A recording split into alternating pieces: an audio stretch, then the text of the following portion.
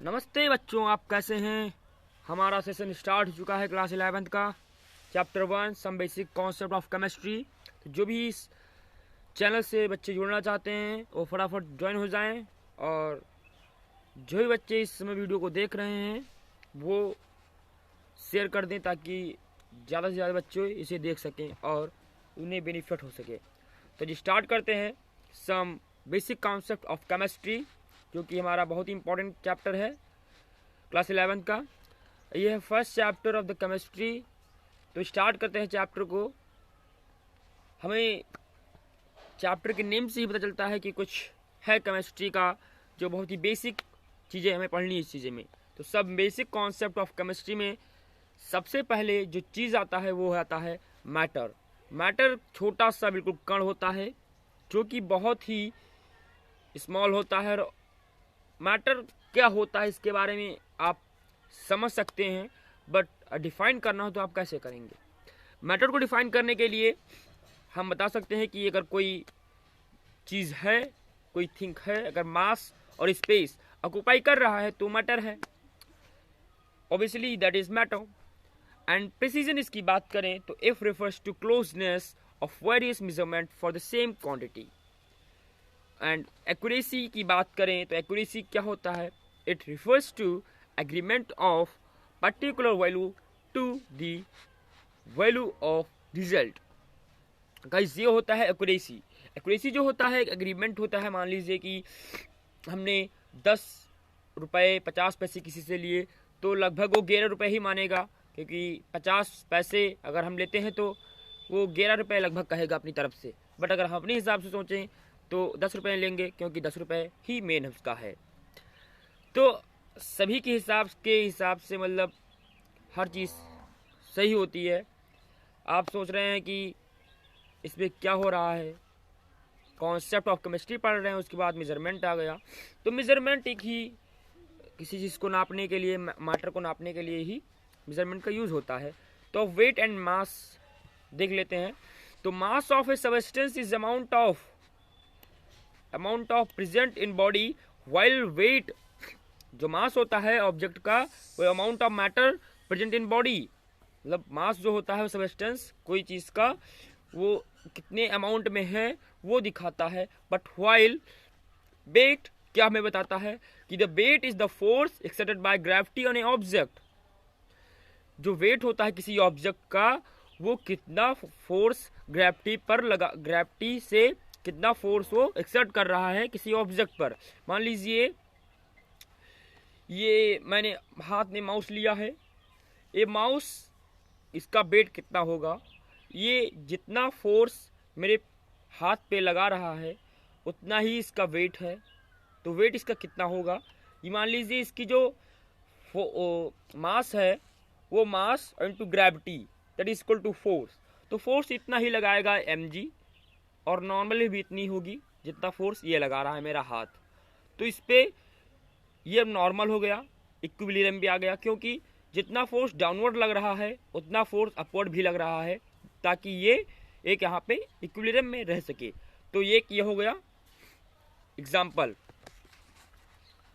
अगर बात करें किसी और चीज़ की, the mass of a substance is constant. तो अगर ऑब्जेक्ट का, किसी भी ऑब्जेक्ट या सबस्टेंस का मास कांस्टेंट है, where is the mass vary from one place to another due to change in gravity, तब भी उसका वेट जो होगा वो चेंज होता रहेगा। क्यों? क्योंकि मान लीजिए सरफेस है, सरफेस ये मेरा जो प्लम्ब है, it is a surface of the earth hairs. अगर जो ऑब्जेक्ट को यहाँ पे हम पुट कर दें तो इसकी ग्रेविटी कितनी होगी mg, g equal to 9.8। But मैं इसको अगर ऊपर उठाता रहूँ और इन्फिनिटी पे जाके रखूँ इसको ऊपर, तो इसका जो ग्रेविटी होगा वो कम होता रहेगा due to influence of the force, and जो ग्रेविटी होगा वो कम होता रहेगा due to the centre of the earth. So gravity change होती रहती है due to vary from place to place. फिर हो गया ये मास और वेट में हमने डिफरेंस कर लिया, इसे आप नोट करते रहिए। तो volume is equal to 1 litre, हमें पता है 1 लीटर में कितना होता है 1 dm क्यूब, मतलब 1 डेसीमीटर क्यूब, मिलीलीटर क्यूब, और equal to 1 cube centimetre cube equal to 10 की पावर -3 मीटर क्यूब। तो ये सारी क्वांटिटीज हो गई हैं, इसे आप माइंड में सेट कर लीजिए। 1 litre equal to 1 DM cube and equal to 10 की power 3 centimetre cube equal to 10 की -3 मीटर क्यूब। एंड टेम्परेचर की बात करें, kelvin equal to Celsius plus 273.15। अगर केल्विन में दिया है और सेल्सियस में निकालना है तो उसको 273.15 माइनस कर देंगे। सॉरी बच्चों, मैं चला गया था कहीं, मुझे ज़रूरी काम हुआ था। तो टेम्परेचर स्टार्ट करते हैं। तो टेम्परेचर हमने पढ़ा कि केल्विन जो होता है वो डिग्री सेल्सियस प्लस 273.15 डिग्री जोड़ लेता है, तो हो जाता है केल्विन में। अगर जो हमें केल्विन दिया गया है या केल्विन निकालना है, फ़ारेनहाइट में दिया गया है या डिग्री सेल्सियस में दिया गया है, तो कैसे फाइंड करेंगे? तो अगर केल्विन निकालना है हमें तो फ़ारेनहाइट में दिया है तो फ़ारेनहाइट की वैल्यू रख देंगे, और Fahrenheit -32/9 that is formula. And अगर केल्विन में दिया है और डिग्री सेल्सियस में दिया है, केल्विन निकालना है तो degree Celsius by 5 that is formula. So it is apply here. अब बात करते हैं स्टैंडर्ड टेम्परेचर प्रेशर की। तो 0 degree Celsius temperature and 1 ATM pressure that is standard temperature and pressure. And normal temperature pressure क्या होता है? 20 degree Celsius temperature and 1 ATM pressure that is normal temperature pressure. तो अब याद कर लीजिए, and standard ambient temperature pressure क्या होगा गाइस? तो standard ambient pressure temperature pressure ये होता है, टेम्परेचर जो होता है स्टैंडर्ड एम्बिएंट वो होता है 25 degree that is 1298.15 kelvin temperature and 1 ATM pressure that is here. आपने देखा होगा कि 1 ATM pressure, 1 ATM pressure, 1 ATM pressure, ये तीनों में कॉमन है that is standard pressure. So scientific notation के हिसाब से अगर साइंटिफिक नोटेशन की बात करें तो expressing a number in the form of n into 10 की power n and n can vary from 1 to 9.999 that is the scientific notation and significant figures and these are significant figures क्या होते हैं figures and these are meaningful digits which are known with certainly okay। मान लिया मैंने कि 10 है कोई संख्या 10.005 मान लीजिए आप, तो 10.05 मान लेंगे 10.05, तो उसका साइंटिफिक नोटेशन क्या होगा? सिग्निफिकेंट फिगर्स क्या होंगे उसके? कितने फिगर्स होंगे? तो इसमें फिगर्स आ रहे हैं 1 2 3 4 that is 4 are figures. But अगर मैं वहीं पे देखूं 0.0005 तो वहां पे केवल और केवल एक ही सिग्निफिकेंट फिगर्स है दैट इज ओनली एंड 1। तो अब सिग्निफिकेंट फिगर्स की बात हो गई, साइंटिफिक नोटेशन की बात हो गई, तो अब स्टार्ट करते हैं लॉज ऑफ केमिकल कॉम्बिनेशन की। हम क्लास 6 से पढ़ते आ रहे हैं कि लॉ ऑफ कंजर्वेशन ऑफ मास क्या होता है, लॉ ऑफ डिफिनाइट प्रोपोर्शन क्या होता है। आप लोग जानते हैं कि लॉ ऑफ कंजर्वेशन ऑफ मास ये होता है कि मास को हम ना कभी डिस्ट्रॉय कर सकते हैं और ना ही क्रिएट कर सकते हैं, that is law of conservation of mass and it is given by Antonio Lavoisier. And law of definite proportion, a given compound always contain the same element in the same proportion by mass। Law of definite proportion ये होता है कि अगर H2O है, H2O अगर water form कर रहा है H2 और ऑक्सीजन के साथ मिलकर, तो उसमें जो होगा वो होगा H2O होगा, मीन्स 2 मोल इसमें ऑक्सीजन होगा, 1 मोल इसमें हाइड्रोजन होगा।